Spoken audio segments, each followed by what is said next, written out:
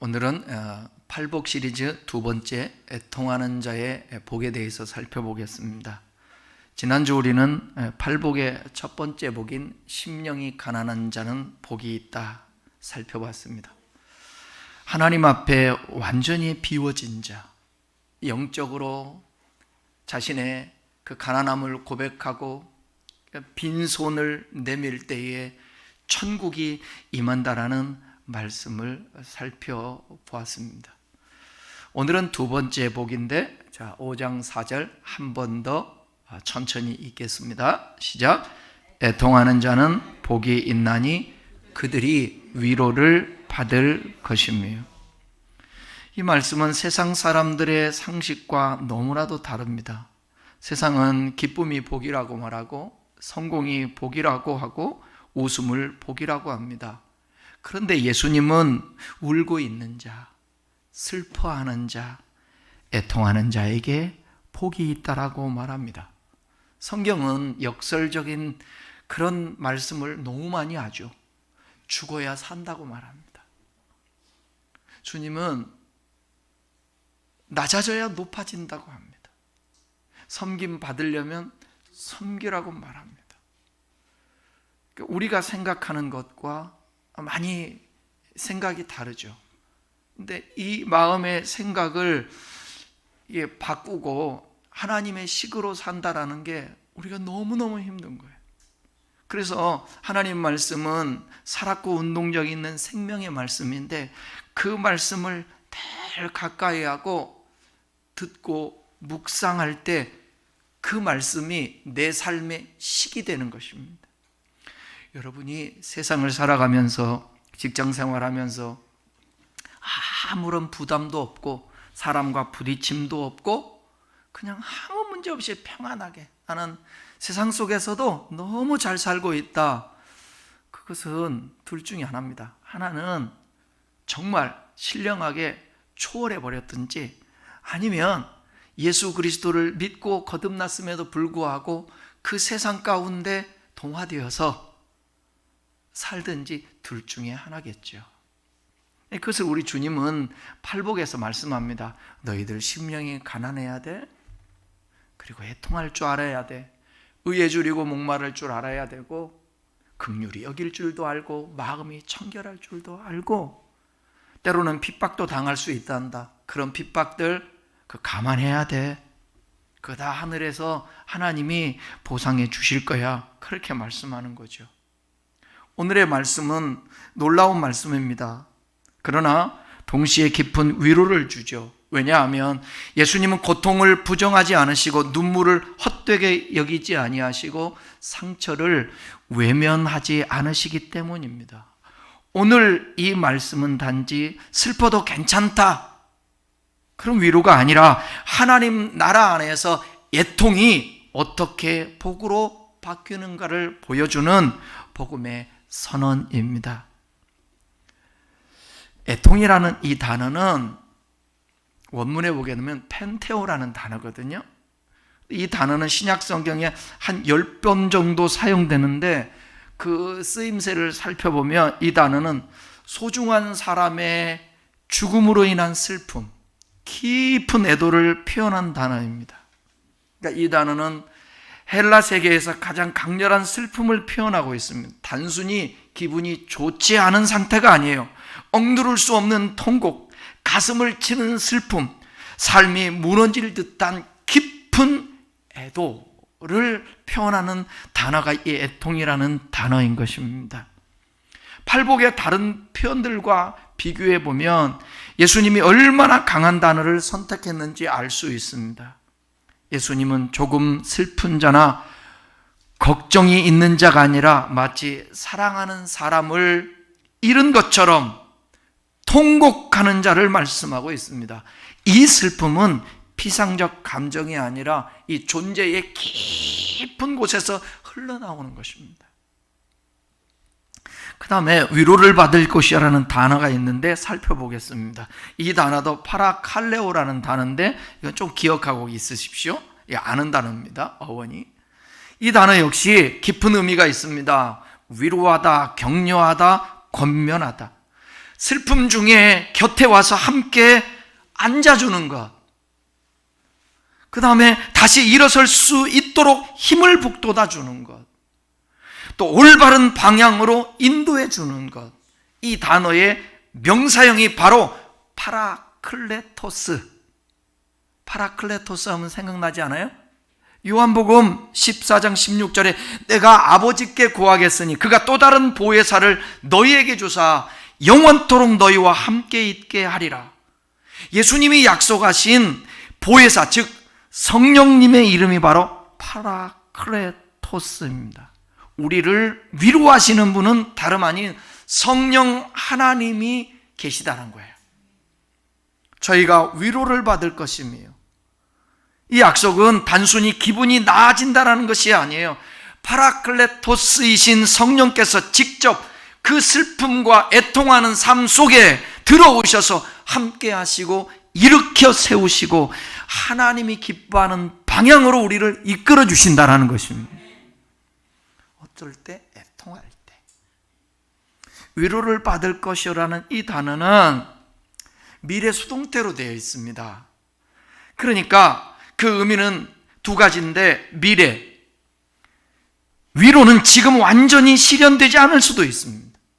이 세상에서의 슬픔이 다 해소되지 않을 수도 있습니다. 그러나 하나님의 약속으로 보증된 미래가 있다는 거예요. 우리는 보증된 미래의 약속이 있습니다. 우리가 어쩌면 지금 살아가는 힘도, 여러분 힘겹게 살아가지만, 허리띠 졸라매고 살아가고 그렇지만, 월급 조금 덜 받고 살지만 미래의 약속들, 이렇게 하면 이렇게 될 거야 라는 그것 때문에 버티고 있는 거 아니에요? 위로받는다라는 것은 완전히 하나님의 약속으로 보증된 미래를 말하는 것입니다. 첫 번째 복인 심령이 가난한 자, 이 가난한의 이 복은 현재 시제로 되어 있습니다. 천국은 지금 받지만 위로는 과정 속에서, 그리고 완전한 종말론적 완성 속에서 이루어진다라는 것입니다. 미래뿐만 아니라 미래, 이 수동태라고 그랬잖아요. 위로는 내가 만들어내는 것이 아니에요. 받는 것입니다. 하나님께서 주시는 거예요. 이것을 신학적으로 보게 되면 신성수동태라고 부르는 거예요. 하나님을 직접 언급하지 않지만 행위의 주체가 누구냐? 하나님이심을 암시하고 있습니다. 하나님이 위로해 준다라는 거예요. 하나님께서 친히. 누가 위로해 줍니까? 하나님이 친히. 가장 위로해 줄 수 있는 존재는 가까운 가족들입니다. 그런데 가족은 내 남편이든 아내든 부모든 자식이든 한계가 있지 않습니까? 근데 하나님은 완전하신 그 하나님이, 그 삼위 되시는 성령께서, 성령 하나님이 친히 우리에게 다가오셔서 우리에게 격려와 위로와 앞길을 인도하시는, 또 때로는 상담사가 되어주셔서 우리에게 힘을 주신다는 것입니다. 애통에는 여러 가지 애통이 있습니다. 애통하는 자라는 말은 모두 이 모든 종류의 슬픔을 뜻하는 것은 아닙니다. 예수님이 말씀하시는 애통은 구체적인 방향과 대상을 가집니다. 신학자들은 이걸 크게 세 차원으로 나누는데, 첫 번째는 뭐냐면, 가장 근본적인 애통은 자신의 죄에 대한 슬픔입니다. 첫 번째 복인 심령이 가난함과 이게 연결이 되는 것입니다. 하나님 앞에서 자신의 영적 가난함, 빈곤을 알게 된 자는 자연스럽게 애통할 수밖에 없습니다. 자신이 어떤 존재인지 보았기 때문입니다. 여러분, 성문이 닫혀서 성에 먹을 것이 없어서 먼저는 네 자식 내놔, 내 자식 내놔. 여러분, 자식을 잡아 끓여서 먹어야 될 그 상황에서, 이 빈곤 상태에서 어떤 마음이겠습니까? 애통입니다. 애통. 그렇게 하면 안 된다라는 사실을 알면서도, 왜? 존재해야 되니까.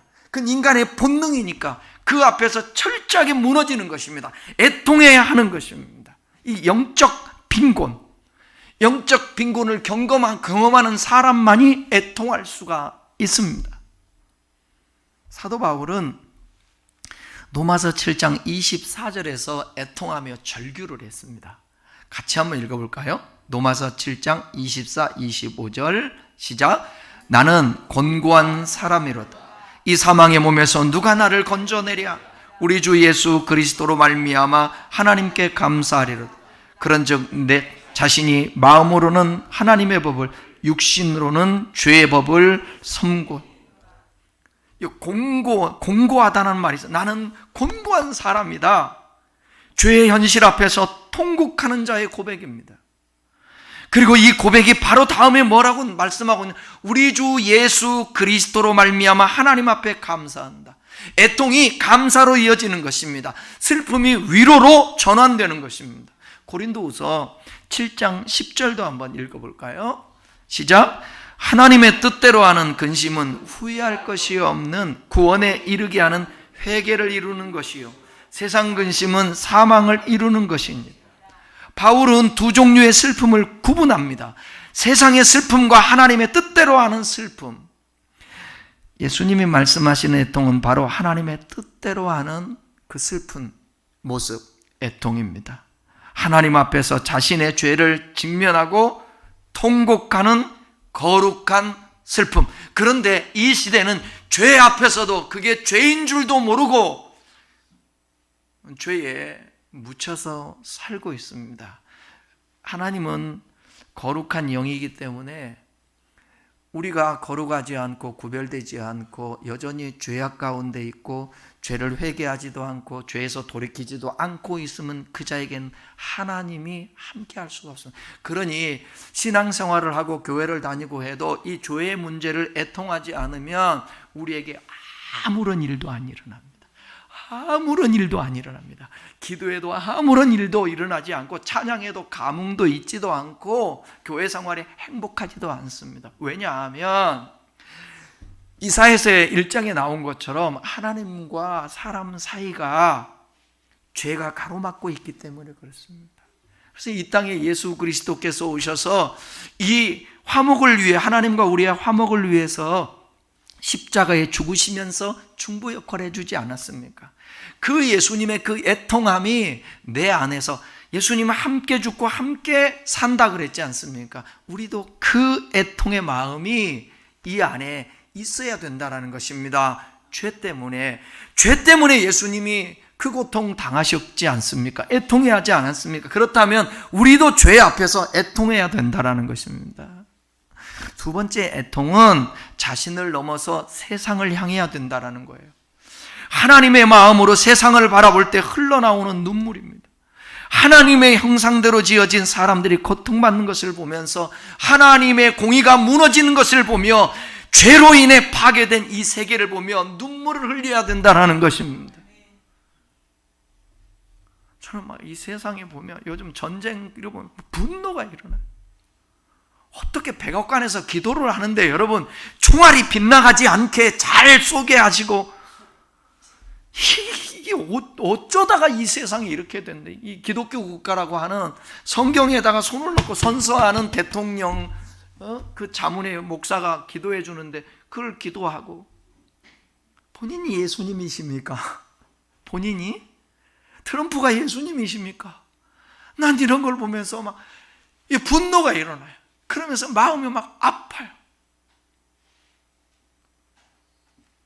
여러분, 다른 종교를 가지고 있어도 악의 축이 아니에요. 지옥 뗄감이 아니고 그런 사람은 심판의 대상이 아니라고요. 다 주님 앞에 복음을 들으면 돌아올 수 있는 다 자격이 있는 자들이에요.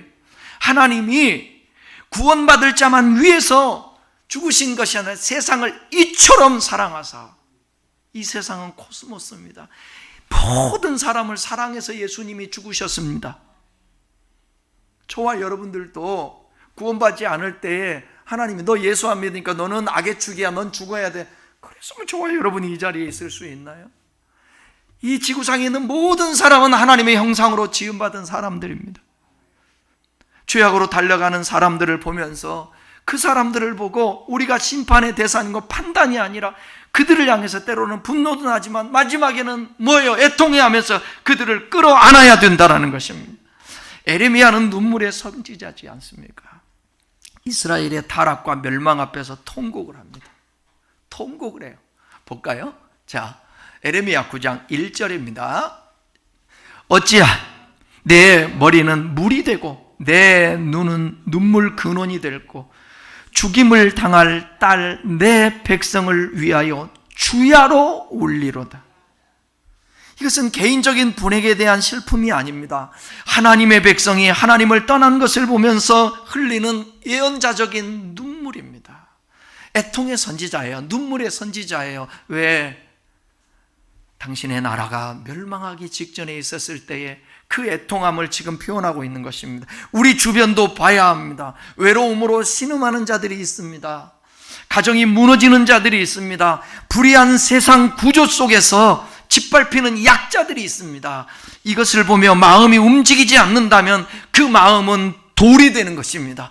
돌 같은 마음은 어떠한 말씀의 씨앗도 떨어져서 30배, 60배 열매를 맺을 수가 없습니다. 그냥 나만 잘 먹고 잘 사다가 가면 끝나는 그 인생의 70, 80 인생, 그것으로 영원한 삶이 끝나버리는 것입니다.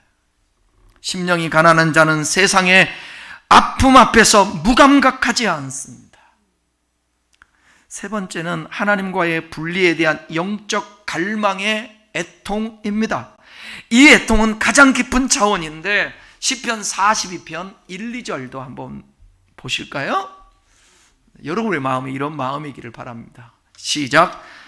하나님이여 사슴이 시냇물을 찾기에 갈급함같이 내 영혼이 주를 찾기에 갈급하나이다. 내 영혼이 하나님 곧 살아계시는 하나님을 갈망하나니 내가 어느 때에 나아가서 하나님의 얼굴을 배울까. 이것은 하나님에 대한 그리움에서 오는 눈물입니다. 내가 왜 이토록 하나님을 못 느끼는 걸까? 내 기도가 왜 이리 건조한가? 내 마음이 왜 이렇게 차가운가? 탄식하는 그 애통입니다.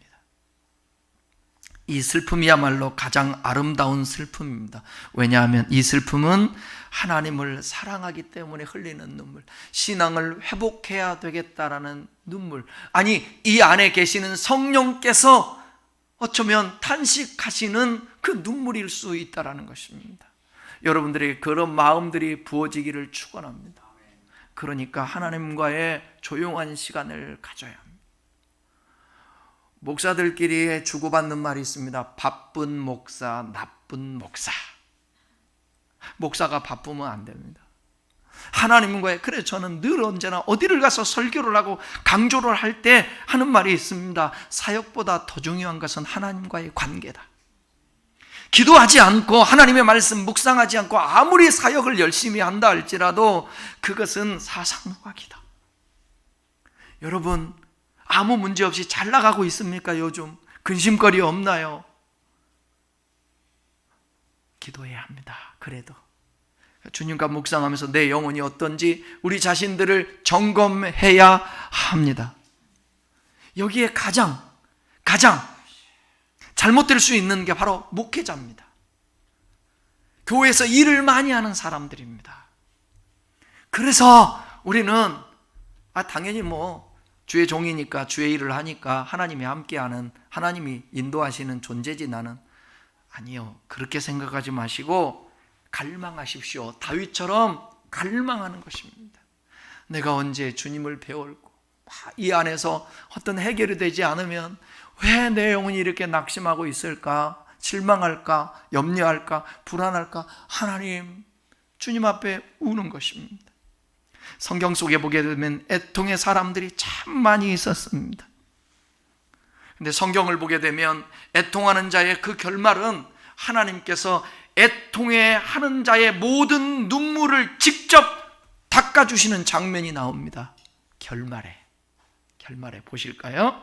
자, 계시록 21장 4절 시작. 모든 눈물을 그 눈에서 닦아주시니 다시는 사망이 없고 애통하는 것이나 곡하는 것이나 아픈 것이 다시 있지 아니하네. 처음 것들이 다 지나갔어.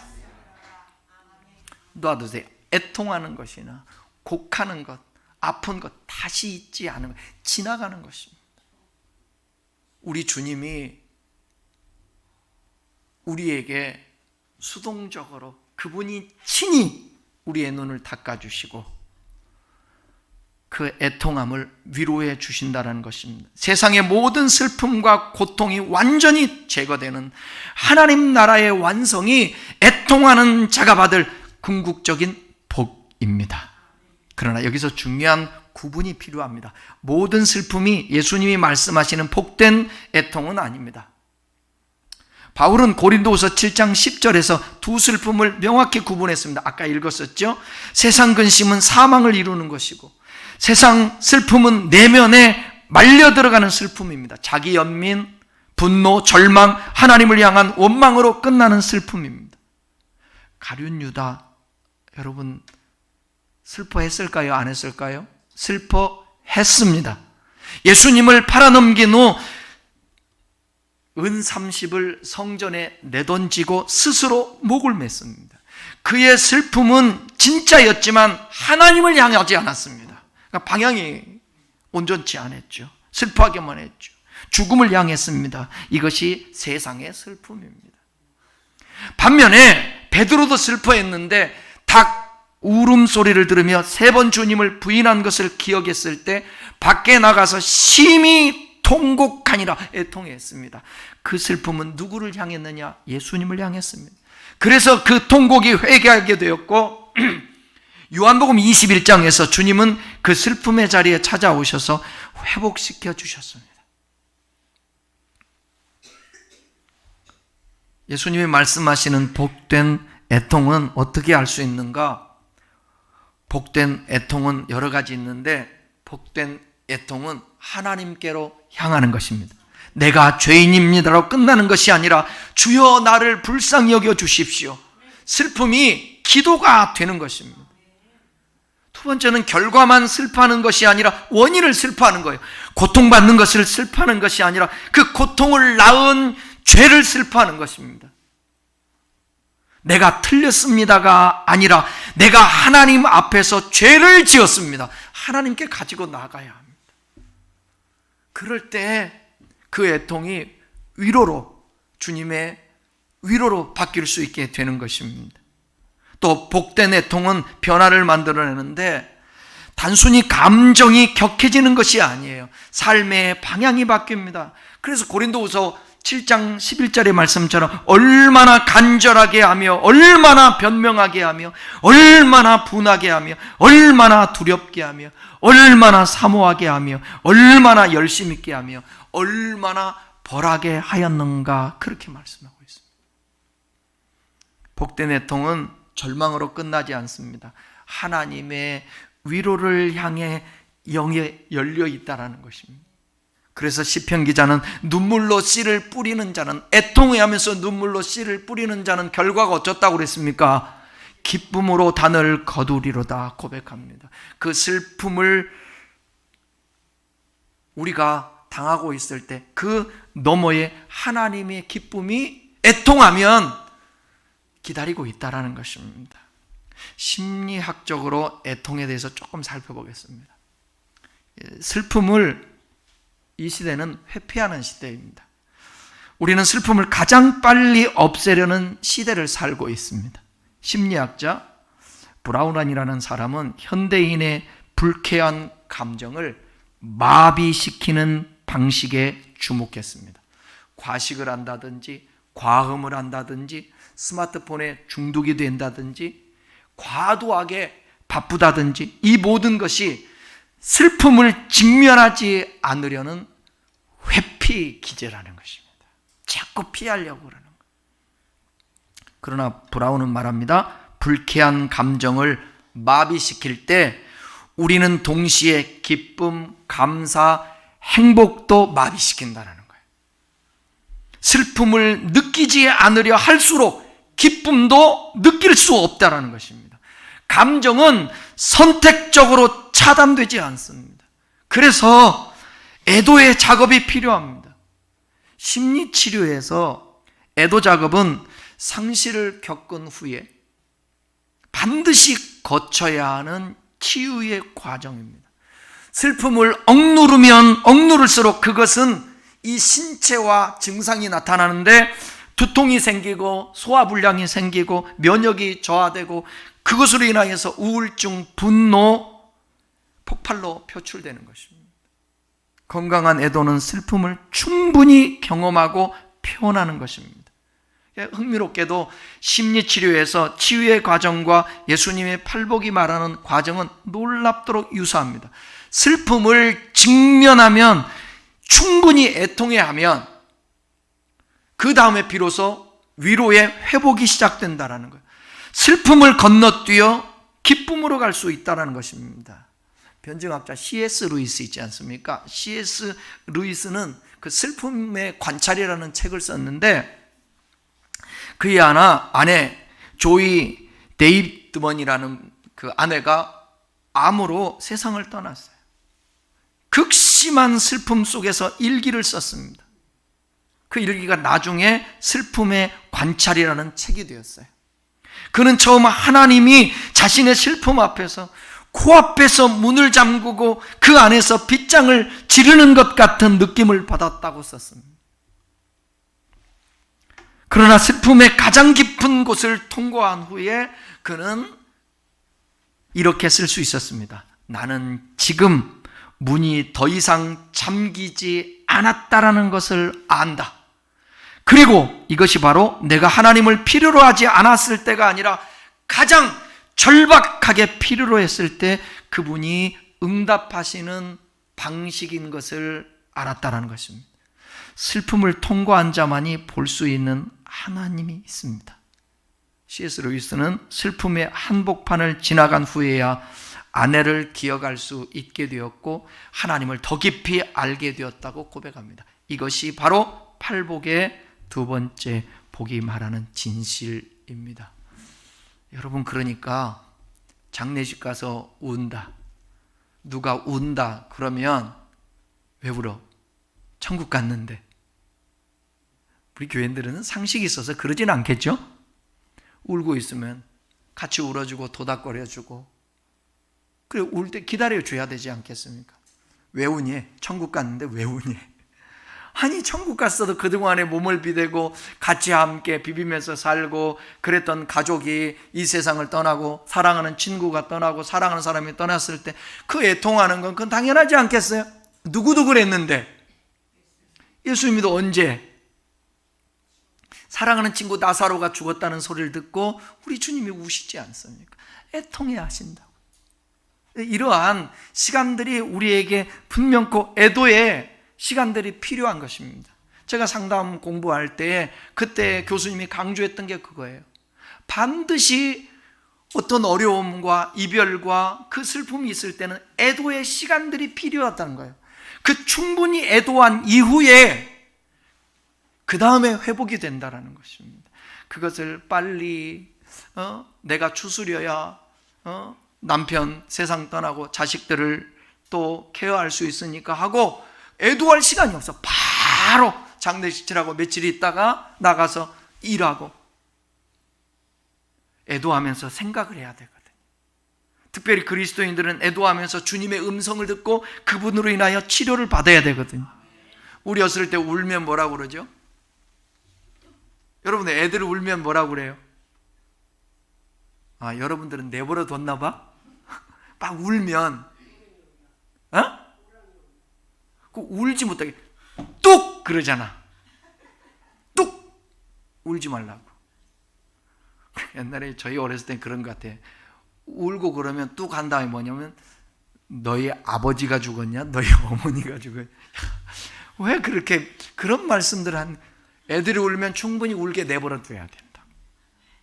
그러면 처음에는 앙앙 막 울다가 누가 안 말려주나 그러다가 이렇게 딴짓하죠. 안 오네 왜 이렇게. 그렇게 충분하게 지치게 생각하게 애도를 해야 된다는 것입니다.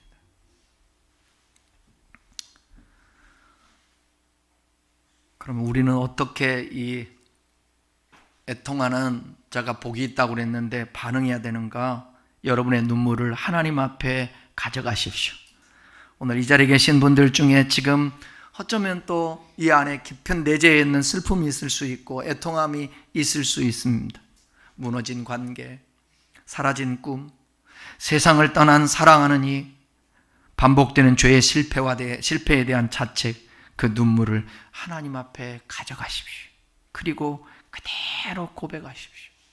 시편 56편 8절은 이렇게 말씀합니다. 같이 읽겠습니다. 나의 유리함을 주께서 계수하셨사오니 나의 눈물을 주의 병에 담으소서. 이것이 주의 책에 기록되지 아니하였나이까. 하나님은 우리의 눈물 한 방울 한 방울을 그의 병에 담으십니다. 하나도 낭비되지 않습니다. 그분의 기록에 남습니다. 기억하고 계십니다.